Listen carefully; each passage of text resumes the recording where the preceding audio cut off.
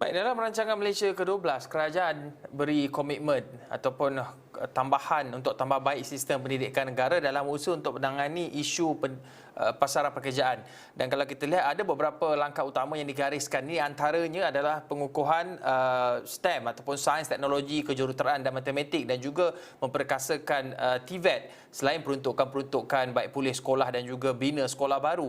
Dan untuk kita mengulas lanjut perkara ini di talian ketika ini adalah Dr. Anwar Ahmad, pensyarah Pusat Kajian Pendidikan dan Kesejahteraan Komuniti UKM.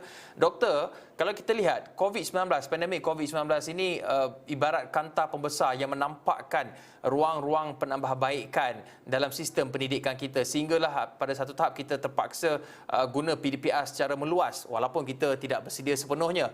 Tetapi bagaimana dalam masa tempoh 5 tahun dalam rancangan Malaysia ke-12 ini, bagaimana kita boleh mewujudkan sistem pendidikan sama ada di peringkat tinggi ataupun sekolah rendah yang lebih fleksibel?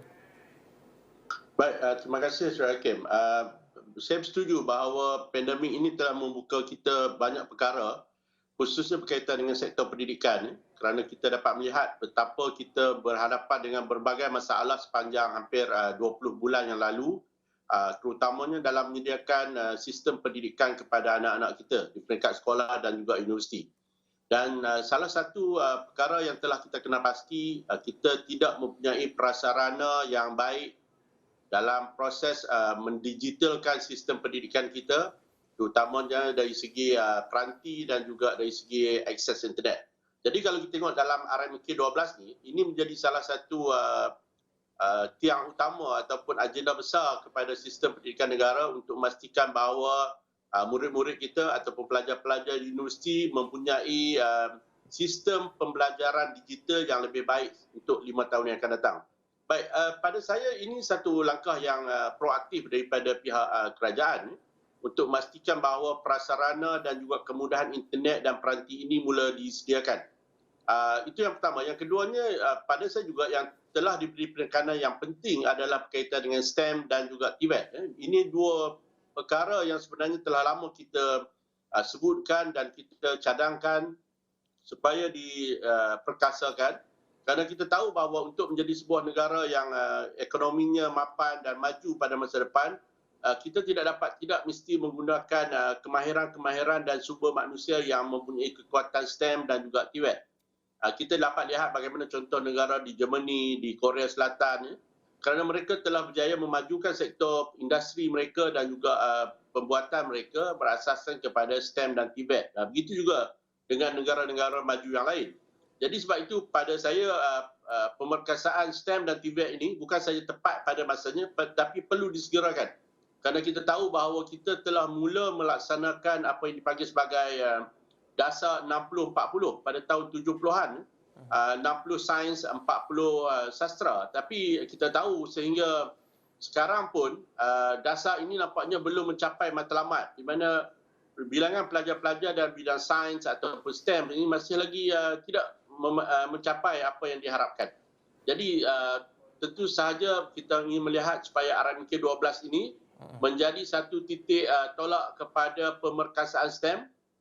Lebih ramai pelajar-pelajar kita akan memasuki aliran sains dan semuanya bermula di peringkat sekolah rendah. Itu pada saya sangat-sangat penting bagaimana KPM akan menjajarkan kembali ilmu-ilmu sains dan juga matematik dan sebagainya di peringkat sekolah rendah supaya ia menjadi satu aliran ataupun subjek yang tidak lagi dilihat sebagai sesuatu yang sukar ataupun sulit kepada pelajar.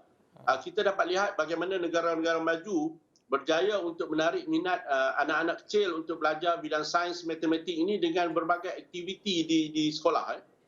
Mereka tidak mengamalkan pembelajaran yang begitu rigid, penuh dengan aktiviti yang menyeronokkan, permainan dan sebagainya sehingga anak-anak ini merasakan pembelajaran sains dan matematik ini sesuatu yang menyeronokkan, memberikan mereka meningkatkan minat mereka dan akhirnya apa yang kita lihat bila mereka ke sekolah menengah, mereka mula memilih aliran-aliran sains dan teknologi ini sebagai aliran untuk mereka meneruskan pengajian mereka. Jadi itu perkara penting yang harus kita lihat apabila dasar ini dimasukkan dalam RMK 12, Kim. Ya.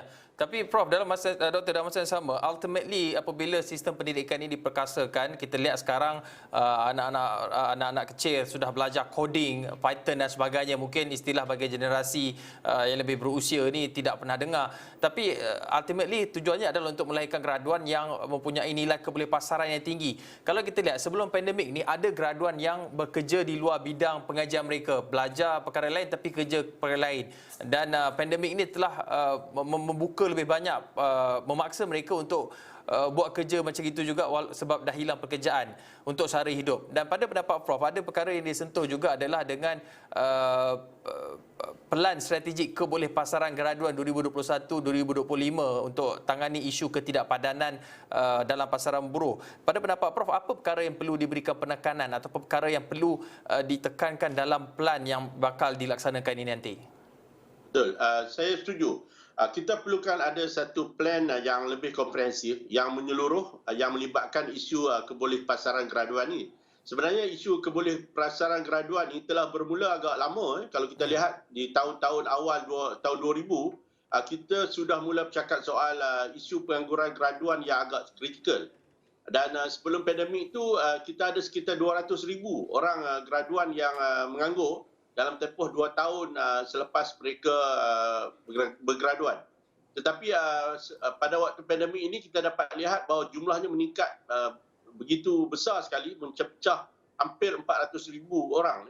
Jadi angka-angka ini sebenarnya cukup membimbangkan kita, kerana kalau kita lihat kepada laporan Bank Negara pada tahun 2018-2019, kita dapat lihat bahawa kebanyakan graduan yang dikategorikan sebagai menganggur ini adalah graduan dalam bidang sains sosial, dalam bidang sains tulen, iaitu bidang-bidang akademik yang tidak bersifat ikhtisas. Walaupun begitu, ada juga bidang-bidang ikhtisas yang juga berhadapan dengan isu pengangguran graduan ini. Dalam bidang pendidikan misalnya pun masih terdapat ramai graduan yang tidak dapat masuk ke sektor keguruan. Walau bagaimanapun jumlah mereka yang dari bidang sains sosial dan juga dalam bidang sains tulen ini jumlahnya lebih besar. Jadi antara perkara yang harus dilihat dalam plan kebolehpasaran graduan ini adalah untuk mengenal pasti kumpulan-kumpulan sasaran yang berisiko untuk kemungkinan untuk mereka sukar untuk mendapat pekerjaan di dalam sektor pekerjaan. Bukan saja dalam bidang sains dan bidang sains tulen dan sains sosial, tapi juga mereka yang mungkin berhadapan dengan masalah misalnya kompetensi, kemahiran individu, komunikasi, bahasa Inggeris dan sebagainya. Dan saya fikir dengan adanya plan itu, ini akan lebih memudahkan institusi pengajian tinggi untuk mulakan program-program untuk memperkasakan graduan kita supaya mereka selari dan sesuai dengan apa yang diperlukan dalam industri. Baik, terima kasih Dr. Anwar Ahmad, Pensyarah Pusat Kajian Pendidikan dan Kesejahteraan Komuniti UKM, mengulas mengenai rancangan Malaysia ke-12 dalam sektor pendidikan. Ini satu rancangan jangka masa panjang 5 tahun. Sama-sama kita nantikan dan terus memberikan pandangan, idea dan juga cadangan untuk menambah baik sistem pendidikan ini agar ia kekal relevan sepanjang masa. Terima kasih sekali lagi Dr. Anwar atas pandangan yang diberikan.